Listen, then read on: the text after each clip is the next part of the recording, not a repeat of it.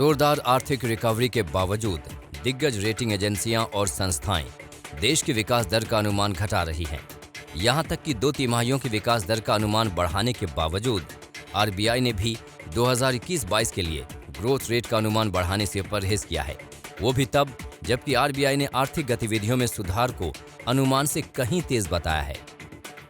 With the worst of the second wave behind us and substantial pickup in COVID-19 vaccination giving greater confidence to open up and normalize economic activity, the recovery of the Indian economy is gaining traction.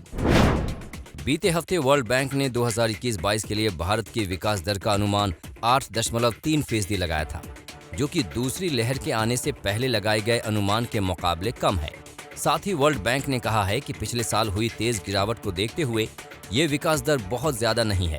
वहीं पिछले हफ्ते भारत के rating outlook में सुधार करने वाली Fitch ratings ने भी भारत की विकास दर का अनुमान घटाकर 8.7% कर दिया था। आखिर तेज आर्थिक रिकवरी के बावजूद भारत की विकास दर के अनुमान को रेटिंग एजेंसियां क्यों घटा रही हैं? ये सवाल हर किसी को उलझन में डाल सकता है। लागत में बढ़ोतरी, ग्लोबल कमोडिटीज की आसमान छूती कीमतों से डिमांड में कमी आ सकती है। इसके साथ ही कंटेनरों और सेमीकंडक्टर्स की कमी समेत कुछ दूसरे कच्चे माल की सप्लाई में दिक्कत से डिमांड और प्रोडक्शन पर असर आ सकता है। बीते 1 साल में बुनियादी कच्चे माल की कीमतों में 50% से ज्यादा का इजाफा हुआ है।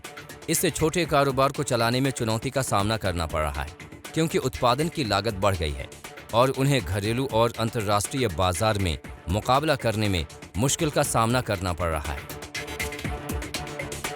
ऐसे में मौजूदा वक्त में देश में खपत और निजी निवेश को बढ़ावा देने के लिए कीमतें घटाने और कच्चे माल की सप्लाई दुरुस्त करने की जरूरत है। Growth impulses seem to be strengthening and we derive comfort from the fact that the inflation trajectory is turning out to be more favorable than anticipated. इसके अलावा कंपनियों पर बढ़ता कर्ज का बोझ, जिसे चुकाने में उन्हें मुश्किल पेश आ रही है, उससे खासकर छोटी और मझोली कंपनियां ज्यादा संकट में हैं। रोजगार मुहैया कराने में आगे रहने वाले असंगठित क्षेत्र के साथ भी समस्या है, क्योंकि ये अभी तक कोविड के असर से बाहर नहीं निकल सका है।